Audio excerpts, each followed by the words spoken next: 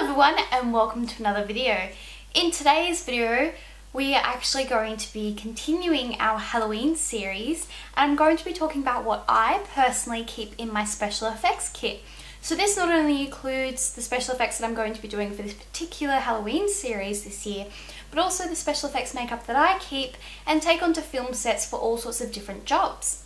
There's a lot of mixture of things and I tend to use things for kind of doubling up and blah blah blah.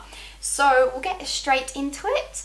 Now I'm going to start with kind of the more chemical sort of things and I think, where should I start? Okay, so the one that everyone really knows about, and that is latex. So liquid latex.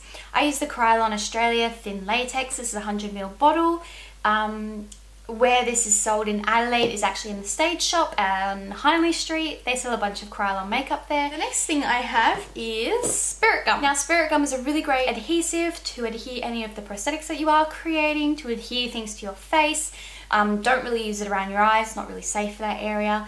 And along with that, I would also recommend a spirit gum remover. Spirit gum is very difficult to remove. This is the Collodian one that goes along with the spirit gum, both of them are Collodian. Now the next thing I have is rose water, and the reason I have rose water is because I also use it with glycerin. I actually just got these from the natural health food store, and I mix these two together to create a very sweat-like effect. Next, and my most favourite product, is my rigid Collodian. I actually have 2 bottles of this. This one is almost finished. This is also from Collodian. So basically I really enjoy using rigid Collodian for creating 3D effects such as cuts, scratches, scars. I used it for a brand once. It's a really lovely product that, well, not lovely, but it's a really interesting product that constricts the skin and actually causes the skin to concave. Now my next 2 products go together and they are the Ben Nye tooth colours. So I have them in black and nicotine. The next thing I always keep in my kit is Queen Pillabox Red food colouring. Why do I keep this in my kit? Well, this is incredibly useful to create fake blood on the spot. If you want a fake blood recipe, please let me know and I will do a video on that for you. But basically I always keep this and glycerin in my kit because those two mix together to create a really quick and easy blood that's not going to be too close up.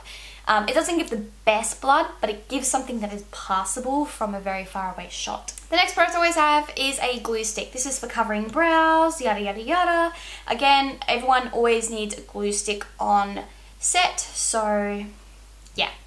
And then the next thing I have is actually a sealer, and this is to seal all sorts of different prosthetics, or if you're using modelling wax, this gives a really nice texture and allows you to apply makeup over the top. And then speaking of modelling wax, I have the Mayron Modelling Putty / Wax. I don't actually really like this one. I want to try out some different kinds because this just will not work for me. I'm thinking about heating it up and seeing how that goes. But yeah, so I always recommend something that you can kind of model with if you're not going to be spending time on creating latex prosthetics. Then moving on to kind of the fun stuff, depending on how you look at things, I have 3 different palettes I'm going to talk to you about. Now the first palette is my most recent purchase and I absolutely adore it. It's the Skin Illustrator SFX palette. Basically this is an alcohol activated palette, so if you don't use alcohol you're going to get absolutely nothing out of them. They're just blocks, basically. These can be mixed for all sorts of different things. PPI also has several other Skin Illustrator palettes, but you do need either an activator or 99% alcohol, which I should probably mention that now. I actually just use the Studio Brush Cleanser from Scotty's Makeup and Beauty because it is 99% alcohol and it works absolutely brilliantly. I also have the Skin Illustrator On-Set palette. This is kind of like the skin tone one. This is really great for covering tattoos. I'm still kind of mastering that technique, but when I do eventually get to that point, I will do a video on it. And it's also great for kind of creating like vein-like effects with the green and the vein tones. Really nice little palette, and in comparison to the size of this one, it's really great to fit in your kit if you're going onto jobs. And then the last palette I'm going to talk about is the Mayron Basic Paradise Paint palette. Paradise Makeup, I should say. Mine is trashed. This is a water-based water activator palette, and because of that it gets messy really quick. I mean the alcohol one gets messy, but oh, this just gets frightening.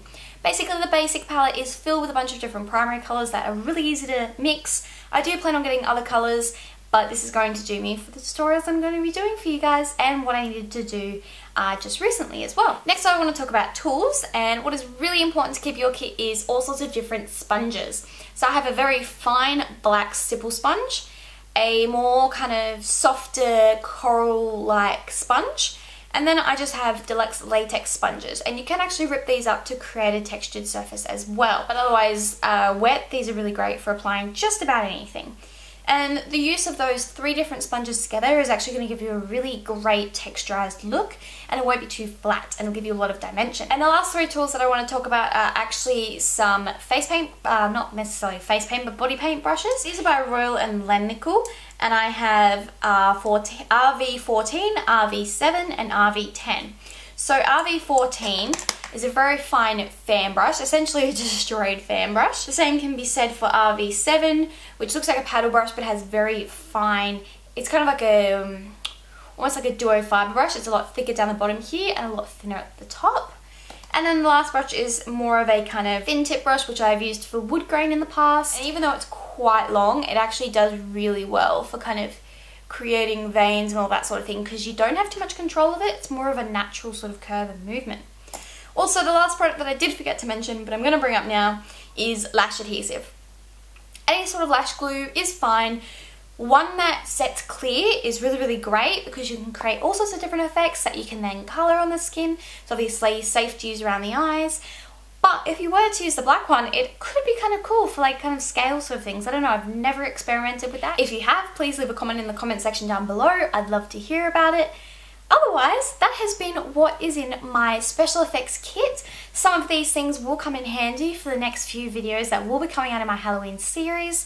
I will be doing 11 videos in total for my Halloween series, 6 of which will be character makeups, some of which will be just kind of teaching you different sorts of skills that will come in handy for the character makeups, and it'll also be a nice little Halloween treats video in there as well. So I really hope that you enjoyed this and you're getting really excited for the rest of the Halloween series. That's all the videos I'm uploading in October. And if you would like to see them, make sure that you subscribe if you would like to see more. And if you liked this video, please give it a thumbs up, share it with friends, really help me out. And if you have any comments or questions, feel free to leave them in the comment section down below, or follow my contact links in the description box down below, where I've also mentioned all of the products that I've mentioned within this video, and you can come say hi to me there. I hope you enjoy this, and I hope to see you in the next video. Bye!